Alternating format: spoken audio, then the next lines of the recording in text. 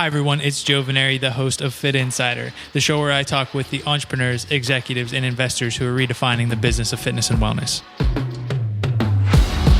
Today I'm joined by Adam Crofts, founder and CEO of Prevayl. In this episode, we discuss the company's Smartwear clothing, which combines performance apparel and wearable technology. We cover Prevayl's recent $10 million funding round, and Adam shares his vision for the future of athleisure.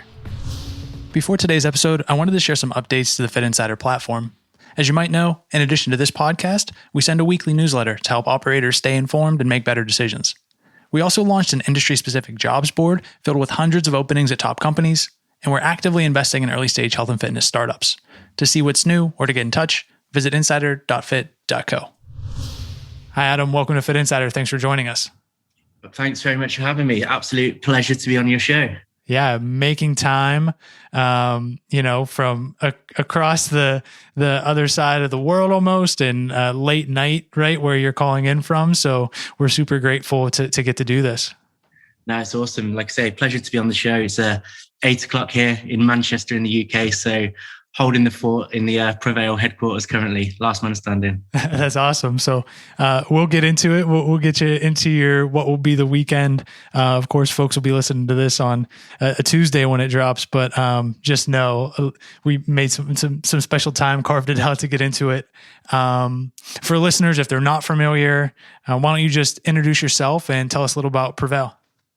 Yeah, of course. Thank you. So I'm Adam Crofts. I'm the founder and CEO of Prevayl. So we're a super exciting new apparel business, new apparel brand that's launched in the UK. So we've created what we believe is pretty much the evolution and the future of athleisure. So we basically created a beautiful, innovative clothing range that combines pretty much invisible technology built into the fabrics that connects to the body and provides consumers really with the most accurate, insightful health and performance data that's out there on the market today. So spent pretty much 2.5 years deep in R&D, building the products, validating the products, building a lot of IP around what we're doing. Yeah, and we're super excited now to be way on the way into launch. So excited to be here. Yeah, a lot going on. I'm sure staying busy and moving very quickly. You said kind of been in the R&D process for a couple of years, but just like maybe quick backstory. How did we get here to this idea like, hey, we're going to work on, as you describe it, the kind of next generation of activewear and the sensors and tech that goes into that, and then turning that into a company that then we can launch and get out there? Yeah, it's a good question. So I suppose a little bit of my backstory. I was always sports science background, heavily involved in coaching, elite performers, individuals, always really obsessed with kind of how you use data from the body to improve performance. Spent many years in and around that field, obsessed with data, improving performance. I kind of moved out of that industry into the more commercial side and a bit of experience in building businesses. And it was really kind of due to, I suppose, the frustrations and the lack of kind of anything exciting in the wearable industries, frustrations with kind of the lack of accuracy from wearables, frustrations with the formats in which they were delivered in. And coupled with that, I was pretty obsessed with why, I suppose, no brands in the world had really ever managed to create and scale a connected clothing solution, which for me was like taking data from the body in the format of clothing was always going to be the future. So it got me pretty obsessed into why this had never been able to work. Some brands such as Adidas, Under Armour tried, failed. So we did a lot of research into why. Was it frustrations with the accuracy of the information? Was it the validation of cover the accuracy of the data? Was it the format they came in, the cost to the business, the cost to the consumer? So they never made it work. So we kind of put our heads together and really thought that if we could create first and foremost like a style-led approach to the whole solution, we'd be onto something. So we kind of went about, got our heads together, and we started to kind of build some world-class teams in-house. So we approached it as, for me, really, one of the reasons why it's never been able to work was you'd either have a big athleisure brand trying to apply some technology to clothing versus on the other side, a technology brand that would try and put technology in and around clothing. The two never matched up. So for us at Prevayl, it was like, let's go and find leaders from everyone from knit technicians to fashion designers to people who built kind of sensor devices and hardware solutions in other verticals, and really like software engineers, and align these teams on the sole vision of creating this one solution. So that's pretty much where we started a good 2.5 years ago now. And it's kind of took us to this point now where we got to the point where we're super happy with the format of the clothing, been through lots of testing and learnings from athletes and pro performance on how we shape the insights, how we kind of style the clothing, deliver the information through the app. And yes, took us to where we are today. It's been an amazing journey so far. Yeah, it's awesome to hear you talk through those different, like the thought process around, well, why didn't this work? Because it's not necessarily a new idea in terms of like, hey, we want to have some way to put these sensors, the wearables, into clothing. There's even been like, are we going to make smart fabric itself and take that approach? In the States, there was Under Armour is one that stands out in my mind. They put a bunch of effort into like putting the device into a piece of clothing. So when you think about maybe all those approaches that didn't work and then the path that you're taking, are we looking at there's the wearable or the device itself, rather the sensor, the apparel, right? And then the app, and then consumers are mixing and matching those pieces.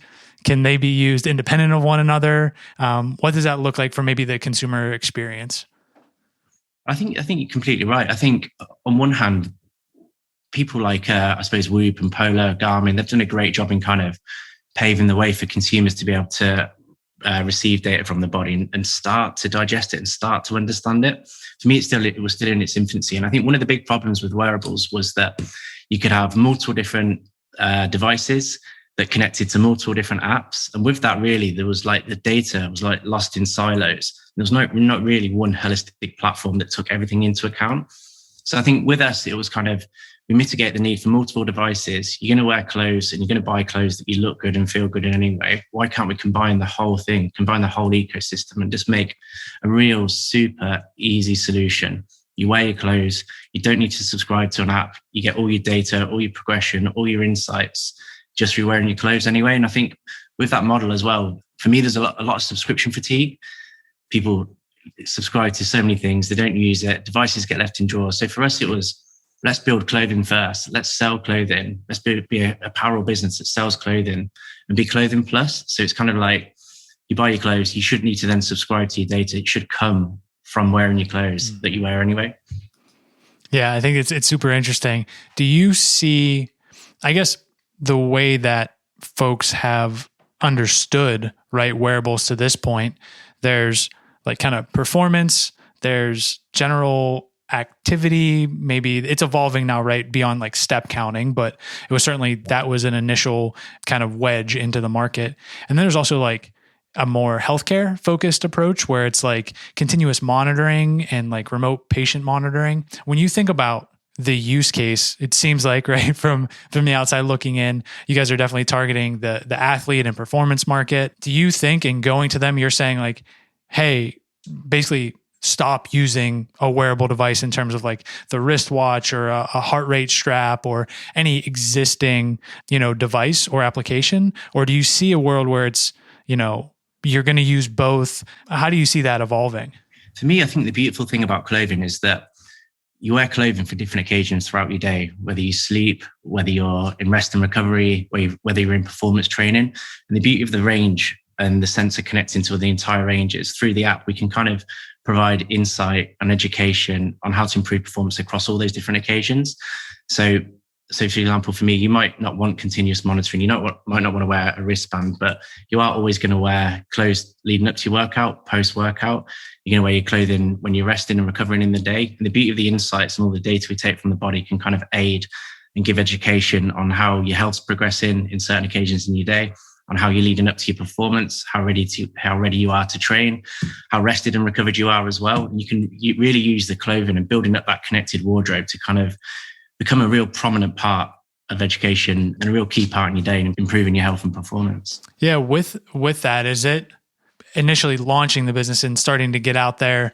What are you having to do, or what have you encountered from kind of educating the consumers on the use cases and application? Have you encountered, folks who are super receptive to it? Does it take some kind of coaching and explaining as to how it's used and why it's different than existing devices that are out there? Yeah, absolutely. I mean, it's a first to market product, right? So, and with that, we kind of, as we see it, we're creating an entire new category for consumers in smartwear, essentially. So, with that, there's a lot of education. One of the beautiful things initially we do is, as soon as we put our athletes, our Olympians, Paralympians in the clothing, that first initial moment of the wearing clothes, they look good in, they like, and then it comes to life through the app. They can see all the stats through some beautiful UI on the screen. That first wow moment is always super exciting to see for us in Prevayl. And then the education goes for us is initially it's about awareness of this clothing first solution and what you can get from your clothing. But now for us, it's about kind of bringing out the stories, the use cases, the services, and showing how kind of the technology through the app can educate the consumers, the athletes, the everyday gym goers to improve through goal setting, through tracking, through motivation, and through education within the app also. Yeah, with that, and given the specific kind of two different times and the basically, as you mentioned, apparel for different occasions, right? So you think about performance or maybe in the gym or during a game. Do you see this as, going directly to teams and professional athletes that way? Do you think it more for a general fitness seeker, kind of casual exerciser audience? Who do you think about as that like core target demo? That kind of like laser focus is something that every startup has to deal with. I mean, like I say, we spent a good 2 years essentially as an R&D company. And throughout that 2 years, there's multiple avenues in which you could follow. So the kind of solution itself is like it could be used across multiple verticals, whether it's healthcare, whether it's team sports. But for us, it was we wanted to go and launch a category and prove it first and foremost with consumers. And with that, what we focused on was kind of the individual performer and how to help individuals become the best versions of themselves possible. So with that, we're proving this model at the moment. Next year, we could go into team sports, but kind of first and foremost, it's about focus on that individual and the lead up to training, during training, measuring progression, educating on how to progress. So I think initially we're going to go and we're going to ramp up and keep building our communities based on individuals becoming the best version of themselves. And then beyond that, team sports there's a massive application for it. I mean, a lot of the individuals we work with currently, a lot of them are plugged into kind of Premier League football in the UK, Premier League rugby in the UK, hockey, for example, netball. And I mean, one of the frustrations when I was looking into how wearable technology was used previously is that even within team sports, the athletes have no ownership or no real understanding of the data that's been taken off the body. It's kind of just used against them as a tool to kind of give as a bit of a whipping tool, if you will, I suppose. But there's always been a frustration of never owning that information. And with that as well, it's always been external load, nothing really from the body that's measuring recovery and informing progression. So one of the beauties for the athletes we've been working with, even when they're off the field in their own training, is that simplified understanding of exactly what's happening within their body that they can use individually as a tool to kind of improve their own progress. Yeah, I think empowering individuals and athletes to now understand, right, what's happening in their body and have those different applications, I think is very powerful because, to your point, even in like the professional setting, it's like load management and injury prevention. And it's not necessarily that you're so much making that decision as that somebody's maybe making that decision for you. So I definitely think, to your point, a whole lot of opportunity. I agree. And I was going to say as well, just in terms of like working with the kind of the elite athletes down to the kind of the everyday gym goers, essentially on the elite athlete level, why we kind of worked at that level of sport was one for, I suppose, the validation and credibility. And two was because they're obviously always looking for that extra 1 or 2%, the marginal gains that we hear week in, week out. But the reality is when you delve into the sport, they're not really using their own biometrics and their own health data to kind of inform how they get this progression as well. And we've seen firsthand from the athletes that we train and we bring them in-house into HQ, work with them in the kit. But when we're looking at recovery times, rest periods, and how they can work and progress their training based on their own data when they can see it live, is kind of quite mind-blowing to them as well. So if we can kind of take those learnings, take that philosophy, and then take that down to the everyday performer that can learn that they can train like an Olympian, they can train like a pro athlete in their own field. That's something that's pretty powerful, and try and build a community around that. Yeah, super exciting. One of the things you kind of alluded to in terms of, and I wanted to dig into around maybe the business model and recognizing early on there's, that evolving and figuring out kind of the best path to pursue, and also having the focus, right, and prioritization around what to be working on when. You said subscription fatigue as something that you were looking at as potentially a flaw or an opportunity for Prevayl. So when you have the sensor, the clothing, and then the app, how are you monetizing that? How are people paying for it? Is it each piece? Are they paying for a subscription to the data, which is in the app, which has become more popular? How are you thinking about that package and the various pieces? So we want it to be, like you say, we're launching first and foremost. I mean, we've been an R&D technology company and an innovation company essentially since we founded. But with the brand side we're launching is a clothing business. We want to compete with the Nikes, the Adidases, the Lululemons of the world. And with that, we want to price the clothing accordingly to compete with on quality, style, and appearance. So with that, it was kind of, we sell clothes. That's the model, like an apparel business. With that, you buy on the initial bundle kit, you buy a sensor to start with your first piece of clothing. But beyond that, it's just an upsell of new ranges, new colors, new styles that you wear in different occasions that all feed into the Prevayl app as well. So that's how we see the model work, and what we're quite excited about. It's clothing plus for us. Yeah, I think, and that's what I was kind of pushing towards, was the differentiation, right? And the clarification around, because everything is trending in the direction of like, you have to pay for this subscription, they have to pay for this additional subscription. And then you ultimately have everything that's siloed, not even in terms of like data, because now there is some connectivity, right? And there's different APIs and they're starting to get pulled into maybe like a central dashboard. But in terms of performance, and I don't know if there's an answer yet, but I'd be curious to hear you talk about it a little bit. We have all of these different aspects of health and well-being. So recovery and readiness now is trending, and performance, mental health, velocity as it relates to training, but still everything is siloed. Like there's no end-to-end solution that kind of tells me what I need to do for all these various aspects. How do you think about where Prevayl sits in that, and maybe the opportunity to create this turnkey solution for somebody who's trying to be the best version of themselves? Yeah, I think it's a great question. And I think you have to move beyond.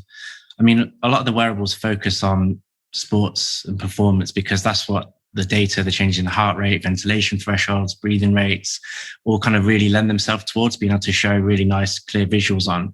But for us, it was always about more than that. And I think, again, going back to the kind of the clothing and different occasions within your day, something we're really keen and excited to show is, I mean, people talk a lot about female insights at the moment as well. We've been filing a lot of IP and doing a lot of work with our female health ambassadors on that side of things, like guiding female athletes through various phases of the menstrual cycle.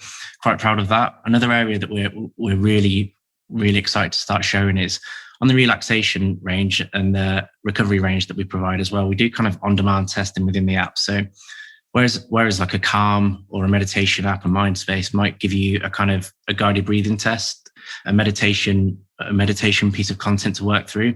That's great. But again, same with a lot of the other kind of fitness content or content providers. There's no action upon it. There's no tracking on how that's affected your body, your stress levels, and your overall health. It's something we're excited to launch within the app as well. It's basically like taking you through guided relaxation, guided breathing, meditation, and then showing the effect that's had on your body. And just as you track the improvements of your fitness, you can track the effect that the relaxation techniques are having on your body and your mental wellness also. That's something we're super excited about. So it's about moving out of pure sports performance and recovery, which is obviously super important, but taking a more holistic look at health and fitness and recovery overall. Yeah, there's so many moving parts, right? When we start to talk about the aspects, even within the app now, like that content creation piece with that, like in the R&D that you mentioned that went into it. And I think to this point, you've raised something like $10 million US. How big is the team? How big is the operation? Who's working on these various aspects of all the pieces that you're rolling out? Yeah, so we've one of the amazing aspects of Prevayl and what's been an absolute pleasure over the last almost 3 years is building the teams, all completely aligned, amazing teams, like really kind of laser focused on creating this first to market solution. And the team started small. I mean, the first couple of hires were within software, within fashion, and that was kind of where we got the ball rolling with. And then we kind of brought in the idea was that to make this work, we have to own everything in-house. So we can't go and buy off-the-shelf algorithms. We can't go and borrow designs, borrow insights from elsewhere. We have to own and build everything. And that obviously in the early days of a startup, when you're speaking with investors, has its own problems. When they're speaking to you and you're trying to raise your first kind of seed capital and they're telling you, they're asking you, well, are you a hardware company? Are you a software company? Are you a clothing company? And you're trying to answer with all integrity that we're all of them and we have to be all of them because this is the only way that it will work. So that had its problems, but we stuck with it. And like that, the team grew from there. We placed a huge emphasis on IP creation from the offset. So I think it was the second week into the business, we brought in-house some IP attorneys, obviously looking at the scope of the market, looking at where we wanted to move into, looking at what other brands had tried to do. We kind of mapped out and continue to do a real kind of deep FTO in regards to the market and look where our opportunities are, make sure we're covered for kind of where we're at right now. And looking forward to our kind of 5 to 6 years worth of development, make sure that we've got a real stronghold around that area that we want to build into, obviously to give us that real clear runway and really create ownership of that market. So it's funny to hear you talk about all those various pieces. And I prefaced that with the question about investment, because as you were talking about, I'm also thinking in my head, when you're going out to any entrepreneur, not just you, is going out to pitch investors, there's this like, what is the problem we're trying to solve? How do we go about it? Are we doing too many things, right? Maybe biting off more than we can chew. But it's also, I think, important that, in focusing about, when you think about the broader ecosystem, now you have the apparel makers moving into wearable technology and connected fitness and all these different aspects. You have the device makers moving into apparel and, connected clothing. And so coming to it from the onset and saying, we're building the all-in-one solution, it seems ambitious, right? And it is, and it's exciting, but it's also, when you see the various pieces coming together, it also seems logical in a sense, right? That this is the thing that needs to be built. With that, we talked about maybe educating consumers a little bit. In educating investors, did you run into the same type of thing in terms of like helping them wrap their head around what you were doing and how you were able to go about doing it? Yeah, absolutely. It was a constant struggle, and obviously pre-product, pre-revenue, like to have people believe in your vision is always a big challenge for founders, I think. But luckily, we've got an amazing team of co-founding investors, and the investors we worked with on the last round completely bought into the vision. And I think, they know now it's absolutely essential for us to have everyone in-house. Like we're an innovation company at heart, masked over by a super cool brand, essentially. But you come into the HQ and you see how essential it is for innovation. So we knit the electrodes on the knitting machines in the HQ. That's interspaced with the hardware lab. They work hand in hand to test data, test the accuracy, to test the kind of how well the data is coming off the body. They refine the signal, refine the DSP, gets put into the design team. We make new amendments to the clothing. That clothing then gets taken into our fitness and performance lab, where we test the hell out of it every single day. And you can come into the gym, and at any one time, there's an athlete or an individual testing the clothing with data scientists, kind of DSP engineers, and knitwear technicians all around, like making modifications, refining it, making improvements. And it kind of has to be that way. Everyone has to kind of be the front line of it and take ownership of what we're doing. And then obviously the exciting thing is we're agile with it. We reward innovation with our IP department. There's no such thing as a bad idea, right? We kind of look to the future of the industry, 5-10 years time. What's going to happen? How's clothing going to be interacted with? How's it going to fit on the body? Let's build something. Let's test it. Let's refine it. Let's build some IP around it, and then let's just keep moving. So I think there was always that struggle with how and why do you have to have all these many people together? But as soon as they kind of see it and see the operation, it's absolutely imperative to the success and the future of Prevayl. Yeah, you mentioned that in talking about where the industry is going, and kind of selfishly, I was excited about this conversation for you to help us like plot the course, like where does this continue to go? Because you think about, a sensor in the clothing, and then the idea of and I don't know how realistic this is, right? Like the smart fabric and how that then evolves what's possible from the apparel side.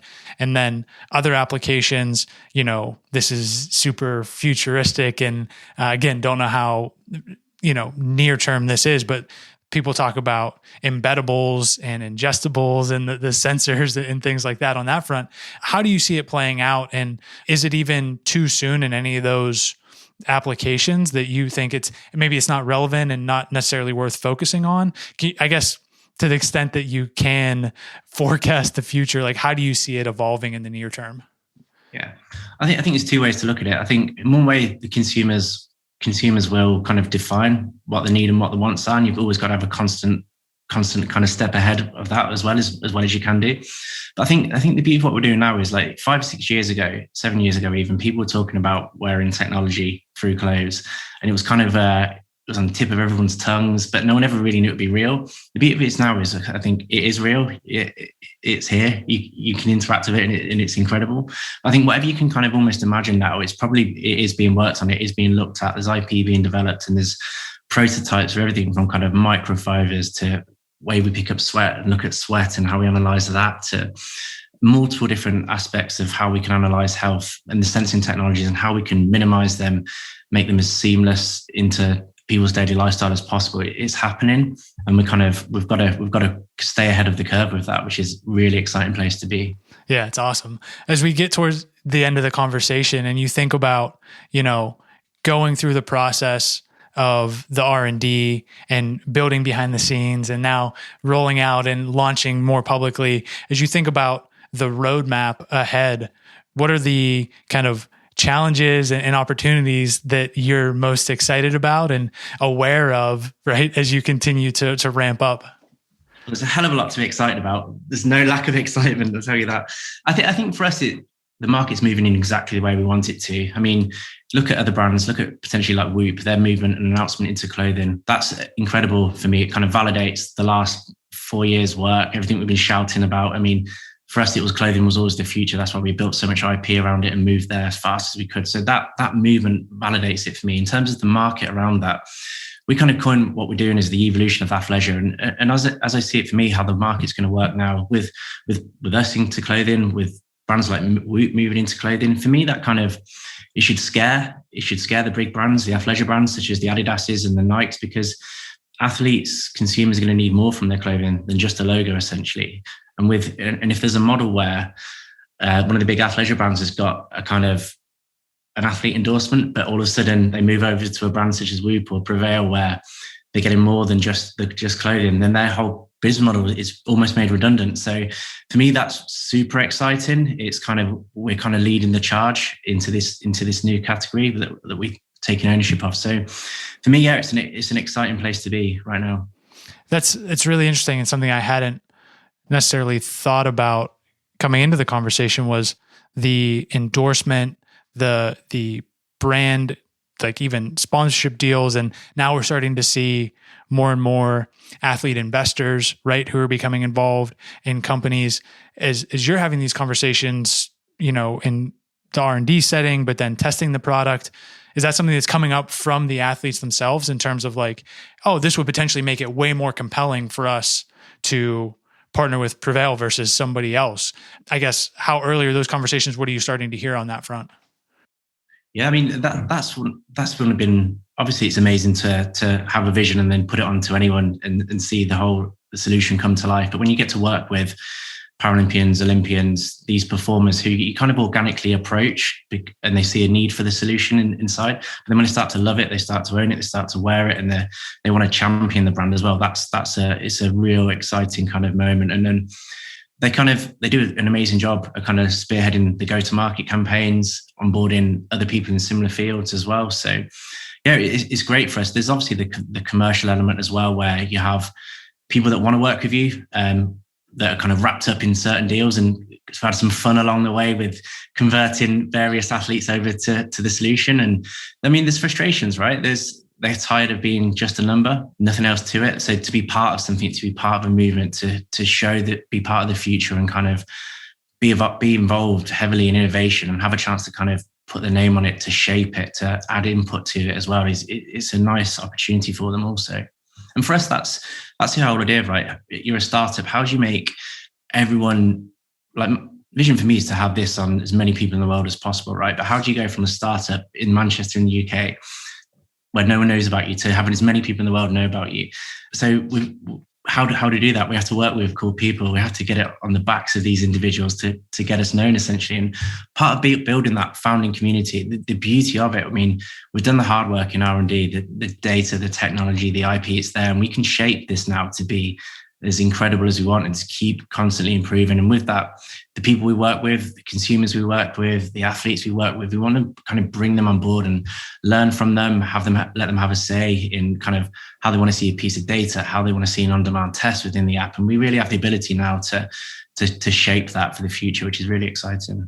Yeah, I think it's a super compelling and exciting vision that, you articulate so well, and obviously passion behind that. And maybe that's as good a place as any to wrap things up and just say that for folks who are listening and interested, want to learn more, you mentioned getting it out there in front of as many people as possible. Where would you point them? Yeah, appreciate that. So the website is prevayl.com, which is prevayl.com. You can follow us across all of our socials at Prevayl. Just finished our first season of our podcast also. Nowhere near up to your standards yet, obviously. But yeah, if you fancy learning a bit more about the brand, hearing firsthand about the tech and the clothing from the athletes we work with, you can search for Better Begins Here podcast on all your podcast providers also. Yeah, I definitely encourage people to check that out. And I appreciate you making a few minutes to chat with us today, and definitely excited to continue to follow along with everything that you're working on. Yeah, it was awesome to connect. I'm glad we could make it work. And yeah, really appreciate your time.